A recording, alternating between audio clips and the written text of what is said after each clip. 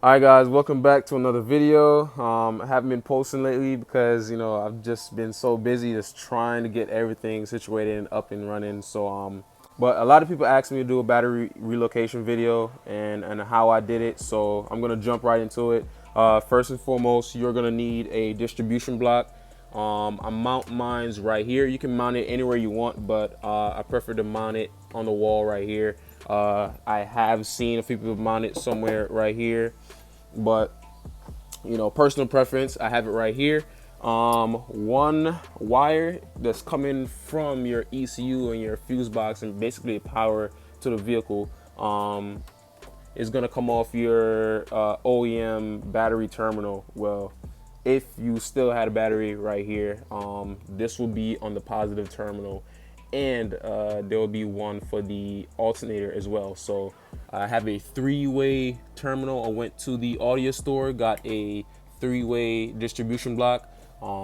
So this is power for the car, and this is coming from your alternator, and I have a 2-gauge wire that goes all the way into here. I made a hole with a grommet.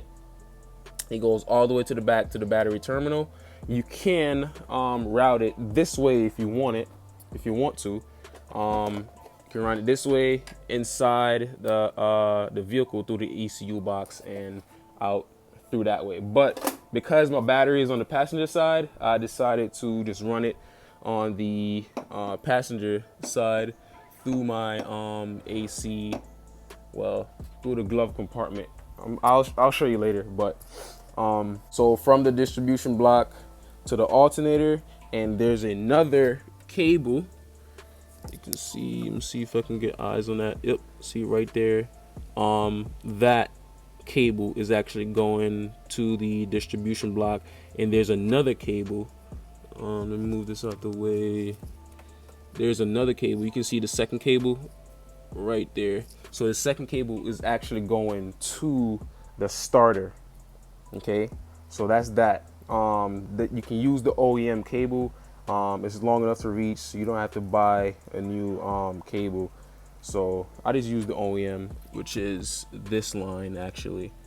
So this bracket is actually mounted on your transmission, so that's going towards from the starter to the alternator. And then the last cable, which is this, I have ran. It's basically a separate cable. It's a reason why there's a separate power cable from the starter to the battery, is because if I was to plumb it into a 4-way distribution block, it would actually trip my breaker. I have a 150 amp breaker, and the starter actually has a higher amperage draw or current or amperage draw, and it will just trip my 150 amp breaker every time I even attempt to crank the car. So there's a separate cable for that specific reason, and I have it ran. How do I have it ran? Where is it? It is basically right here. So this is the separate cable. It runs up underneath here. It goes through this hole and through here. I use this to make my hole. And I put a grommet there to protect my wire. So we're gonna see. So we're gonna look at how I have it routed. So you're gonna remove this, move this out the way. You're gonna drop this down so you can see up under the kick panel. I'll have it ran. So these are both of the cables I ran this way. So once I shove the wires through, I can see it come down this way. I have it routed that way, and up underneath right here, you can see up right here. So I have it coming down this way. I removed this piece right here to have access right here. I have it routed up underneath here, all the way to the back. So we're in the back now. So both wires are up underneath this, all here, all the way to my breaker. This is my 150 amp circuit breaker. I have it in between my battery cable. This is a huge safety. I would highly recommend you to add this to your relocation kit as well. If there was to be any shortage or anything like that, the amperage gets too high or higher than 150, it will shut off all power completely and will save your vehicle from a potential fire. So that's that. And I have it up to my positive terminal. I have my starter cable plumbed on this as well, so that's getting power. And this red wire is actually my power for the fuel pump, but I've already explained that in my last video.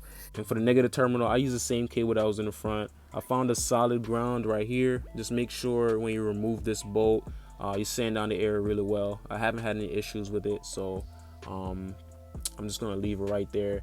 The battery I'm gonna use is gonna be mounted in this compartment right here. I'm gonna go with a yellow top Optima battery.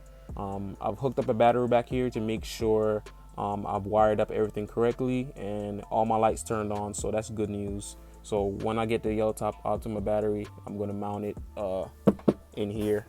And that's it for my battery relocation. It was pretty straightforward. It was confusing at first, but once I did my research and understand how everything is supposed to be hooked up, it was really simple. If you want space back here behind your firewall, I would highly recommend you to just relocate your battery to the back. So that's that on that.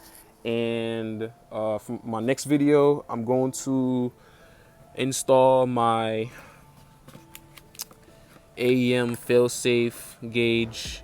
It reads boost and air-free ratio, so I'm going to show you how to install that. I got an electrical fan to install as well. I went ahead and bought a temp gauge switch kit, so I have that to install. So definitely in the next video, I'm going to show you how I install that. So stay tuned. Don't forget to like, comment, and subscribe. I'll see you guys in the next one.